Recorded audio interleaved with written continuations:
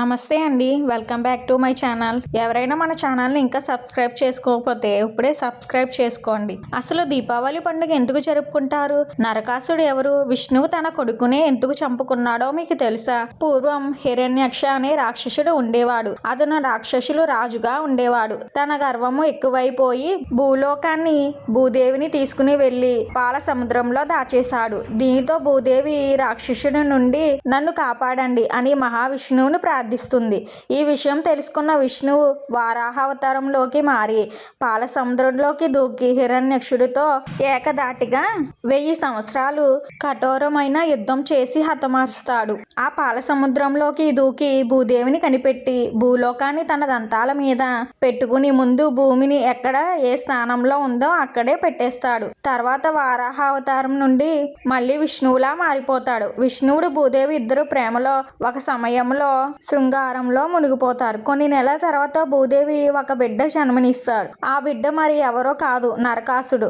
ఇద్దరి దేవుళ్లకు ఇంకో మహోన్నతమైన దేవుడు జన్మించాలి కదా, మరి ఎందుకు ఈ క్రూరమైన రాక్షసుడు జన్మించాడు అనే ప్రశ్న మీ మనసులో వచ్చింది కదా. ఇలా ఎందుకు జరిగింది అంటే, విష్ణువు భూదేవి ఇతరు విషిత కాల సంధ్య సమయంలో శృంగారం చేసుకుంటారు. అది చాలా చెడ్డ సమయం. అందుకే వీళ్ళకి రాక్షసుడు జన్మిస్తాడు. భూదేవి కూడా తన కడుపులో రాక్షసు ఎందుకు జన్మించాడు అని చాలా బాధపడుతుంది. కానీ ఎంత రాక్షసుడైనా కూడా తన కన్న కొడుకే కదా. అమ్మ ప్రేమ ఎక్కడికి వెళ్ళిపోతుంది? అమ్మ ప్రేమ చాలా గొప్పది.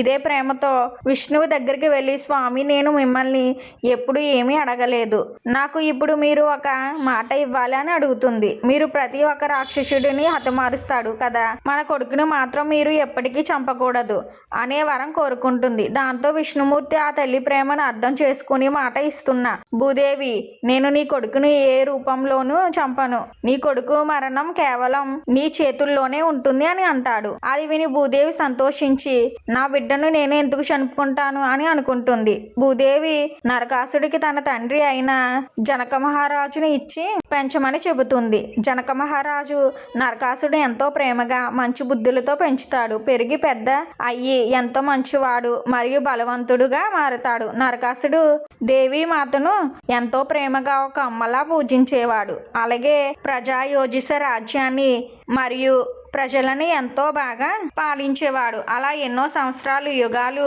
న్యాయ పాలనలో రాజ్యం పాలించేవాడు. ఇక ద్రౌపది యుగం మొదలైంది. నరకాసుడు తన పక్క రాజ్యం అయిన శోణితపురం రాజు బాణాసురుడితో స్నేహం ఏర్పడుతుంది. ఈ బాణాసురుడు అసలు మంచివాడు కాదు. ఇతని స్త్రీలు అంటే చాలా చులకన. స్త్రీలు కేవలం పడక గదిలోనే అనుభవించడానికి మాత్రమే అంకితం అని భావించేవాడు. కేవలం ఒక ఆడిది అయిన దేవ మాతను నరకాసుడు ఒక తల్లిగా భావించి పూజలు చేయడం బాణాసురుడికి అసలు నచ్చేది కాదు. ఆడవాళ్లకు వీళ్ళని ఇలాగే మన కాళ్ళ కింద అణిచివేస్తూ ఉండాలి అని, నీ శక్తి ముందు ఏ ఆడిది నిలవదు అని నరకాసుడికి బుద్ధి మొత్తం మార్చేశాడు. అలా కొన్ని నెలలకే నరకాసుడు అమ్మవారికి పూజలు చేయడం ఆపేసి కనబడిన ప్రతి ఒక అమ్మాయిని బలాత్కరిస్తూ ఉంటాడు. ప్రతి ఒక్క రాజ్యం మీద యుద్ధం చేసి రాజ్యంలో ఉన్న మహారాణులు, రాజకుమార్తెలను, అమ్మాయిలను తన రాజ్యానికి ఎత్తుకుని వచ్చి ప్రతిరోజు ఒక్కొక్కరిని చిత్రహింస పెట్టి వాళ్ళని ఇష్టం లేకున్నా బలవంతంగా శృంగారం చేసేవాడు. అలాగే ఒకరోజు తనకు పెరిగిన అహంకారంతో ఇంద్రలోకానికి వెళ్ళి అక్కడ ఉన్న వాళ్ళందరినీ ఓడించి అక్కడ ఉన్న తల్లులను ఘోరంగా అవమానిస్తాడు. దీంతో దేవతలు అందరూ విష్ణుమూర్తి దగ్గరికి వెళ్ళి నరకాసుడు చేస్తున్న ఘోరాలు చెప్తారు. ఆ సమయంలోని శ్రీకృష్ణుడు భూమి మీదకు జన్మిస్తాడు. శ్రీకృష్ణుడు తన విష్ణువు అని ముందే తెలుసు కాబట్టి నరకాసుడు తన చంపలేడు అని కూడా తెలిసి ఉంటుంది. ద్వాపర యుగంలో భూదేవి సత్యభామ అవతారంలో జన్మిస్తుంది. కానీ ఆమెకు గత జన్మ గురించి ఏమీ తెలియదు. సమంతకం అని జాంబవంతుడి దగ్గర నుండి తెచ్చి సత్రజిత్ కి ఇచ్చాక సత్రజిత్ తన కూతురు అయిన సత్యభామను శ్రీకృష్ణుడికి ఇచ్చి వివాహం చేస్తాడు. ఎప్పుడైతే నరకాసుడు 16,108 మంది అమ్మాయిలను బంధించి బలాత్కారం చేస్తున్నాడు అని తెలియగానే శ్రీకృష్ణుడు సత్యభామని ఈ విషయం చెప్తాడు. సత్యభామ ఇది వినగానే కోపం మరింత ఎక్కువైపోయి, పద కన్నయ్య, ఈ నరకాసుడు హతమార్దం అన్ని గరుడ పక్షి మీద బయలుదేరాడు. నరకాసుడు రాజ్యానికి వెళ్లి సత్యభామ గట్టిగా రారా నరకాసుర రా, ఆడవాళ్ళని వాళ్ళని బంధించి వాళ్ళకి ఇష్టం లేకున్నా బలాత్కరిస్తున్నావు. నువ్వు మనిషివి కాదు. రా, ఈ రోజు నీ చావు నా కన్నయ్య చేతుల్లో రాసిపెట్టి ఉంది. బయటకు రారా అని గట్టిగా పిలుస్తుంది. అప్పుడు కూడా నరకాసుడు ఆడవాళ్ళను జుట్టు పట్టుకుని నవ్వుతూ క్రూరంగా ఏడ్చుకుంటూ వస్తాడు. అది చూసి సత్యభామకు మరింత కోపం పెరిగిపోయింది. శాంతించు సత్యభామ అని చెప్పి శ్రీకృష్ణుడు నరకాసుడితో ఘోరమైన యుద్ధం చేస్తాడు. ఎంత గాయం చేసినా శ్రీకృష్ణుడు నరకాసుడి ఒంటి మీద ఒక గీత కూడా వేయలేకపోతాడు. అప్పుడు నరకాసుడు ఒక ఆడపిల్లను అడ్డం పెట్టుకుని తన యుద్ధాన్ని శ్రీకృష్ణుడిపై వేసి శ్రీకృష్ణుడు మూర్ఛపోయేలా చేస్తాడు. ఇదంతా చూసి తన భర్తని మొహం చేసి మూర్ఛపోయేలా చేస్తావా అని గరుడ నుండి కిందకి దిగి శ్రీకృష్ణుడిని బాణం మరియు విల్లు తీసుకుని నరకాసుడిపై వెంటనే కొన్ని వందల వేల బాణాలు వేసి హతమారుస్తుంది. అలా కన్న కొడుకు తప్పుడు మార్గంలో వెళ్ళాడు అని అమ్మ చంపుతుంది. సత్యభామ శ్రీకృష్ణుడి స్పృహ నుండి లేపుతుంది.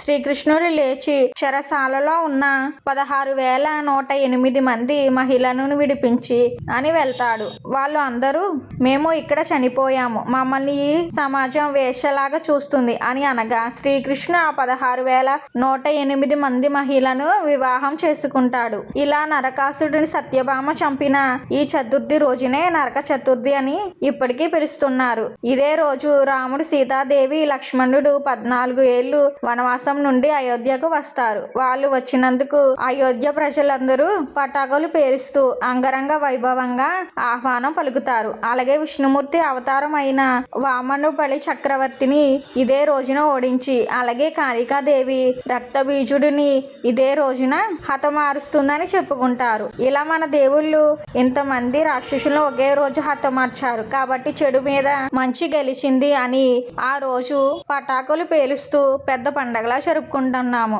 ఆ పండగ పేరే దీపావళి. ప్రతి ఒక్కరికి ఇప్పుడు మనం దీపావళి ఎందుకు జరుపుకుంటామో అర్థమయ్యింది అనుకుంటున్నా. అలాగే ఈ వీడియో కనుక మీకు నచ్చినట్లయితే లైక్ చేసి మన ఛానల్ని సబ్స్క్రైబ్ చేసుకుని సపోర్ట్ చేయండి. ముందుగా మీ అందరికీ దీపావళి శుభాకాంక్షలు.